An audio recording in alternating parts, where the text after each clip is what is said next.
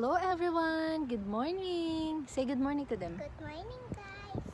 So today is Wednesday and we just woke up. Yes. So eto na nga, yesterday nag-recite sila Ria ng 7 days in a week, which is familiar naman siya doon kasi medyo na ano na namin siya Wait, before, tayo. nahapyawan na namin siya before. Ngayon naman, parang ipapakabisado naman sa kanila is yung 7 araw sa isang linggo, wherein Tagalog naman.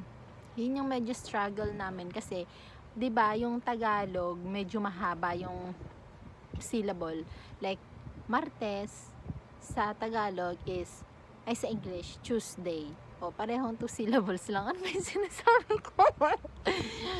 So ito na, like Wednesday, 'di ba 2 syllables lang siya. Pag Tagalog, Miyerkules, Miyerkules. Bakit? Gulo talaga nito. Paano tayo yaman yan eh? Ang dami mong alam eh. Bilisan mo na. Kunin mo na. Bilisan mo. Tapos last night, kagabi, pag uwi namin, trinay ko siyang pakabisaduhin ng 7 araw sa isang linggo. Rian, come on. Try to recite the 7, sit down kasi nakapanti ka na. Try to recite 7 araw sa isang linggo. Go. Go. You say 7. Pitang araw sa isang linggo. Lunes. What's the first? Mm, You said na nga eh. 7 araw sa isang linggo.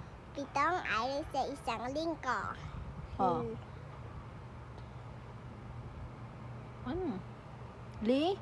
Ay, di ba first na yun eh? Linggo. Lunes. Martes. Miyerkules. We? Webes.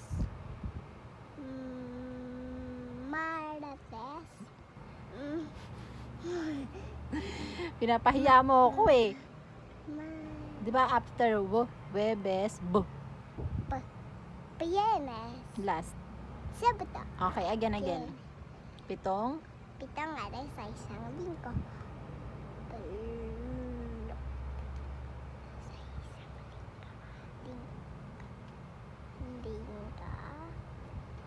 Lunes, Martes, Miyerkules, We?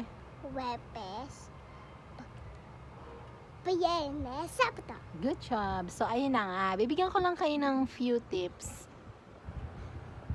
Few tips para sa mga mommies. Sa mga ko-mommies ko din.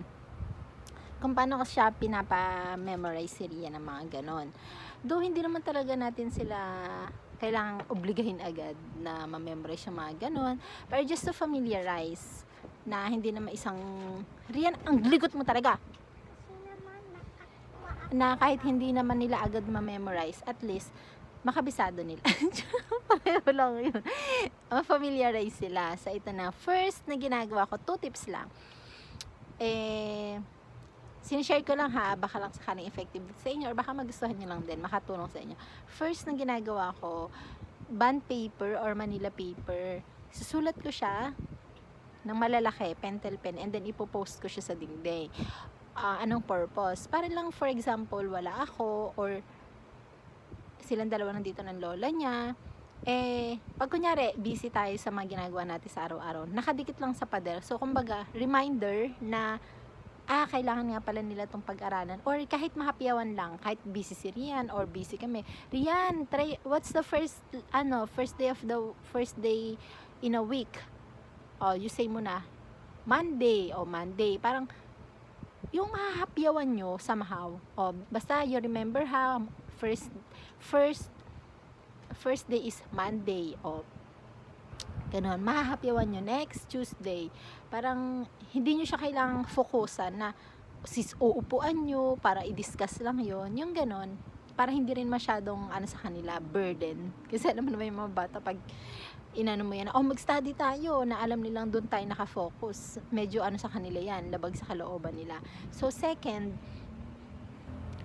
hindi ko, though hindi siya applicable dito sa ginawa namin kahapon. Kasi kahapon lang namin diniscuss yung 7 araw sa isang linggo na Tagalog.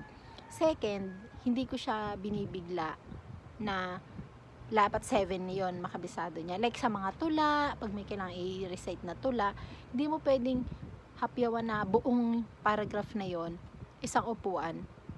O, ganito ha, ganyan. Ang mga bata ay naglalaba, ganyan, bla bla bla bla bla bla bla. Hindi, by line. Like ngayong araw, sabihin mo nga riyan, ang mabuting bata ay masipag mag-aral. O, then, again, mabuting bata ay masipag mag-aral. So, ayun muna kami ngayon. Tapos mga after few hours or another day, Rian, can you recite the ganyan?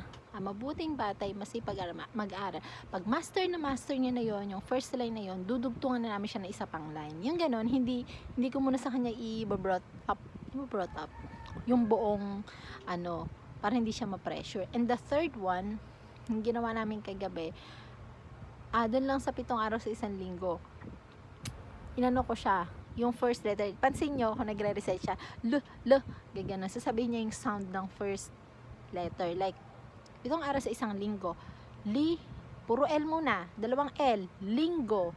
Lunes. Nataon lang siguro kasi. Kaya, ako siya 2 L muna.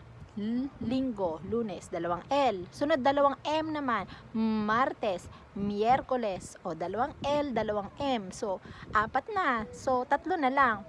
WH, Webes, Biyernes, madali na lang yun, Webes, Biyernes, Sabado, yun, isa lang yun sa mga, 2 L, 2 M, tapos Webes, Biyernes, Sabado, di ba mabilis na lang, nakatulong siya kahit pa paano. So, ayun lang, share ko lang sa inyo. Sa susunod, pag may mga tips din ako ulit, para sa mga pag-aaral, kung paano ko inaaral si Rian, mga nakikita kong effective, i-share ko sa inyo, kasi alam ko naman yung struggle nating mga mamis pagdating sa mga ganyan, di ba? Doon hindi natin sila kailangan pressurein, ipokpok kaagad na kailangan makabisado nyo to. Pero syempre, di ba, para tayong mga nanay, gusto rin natin yung hindi na pag-iwanan yung anak natin sa classroom. Porque, di ba, alam mo yun, pag yung mga small winnings nila sa buhay, tayo yung unang super saya, di ba? So, yun lang, share ko lang sa inyo. Good morning everyone, be positive at all times. Alam mo naman yung mga nanay ngayon, maraming struggle yan in different aspects. Kaya, laban lang mga mommies. Bye-bye!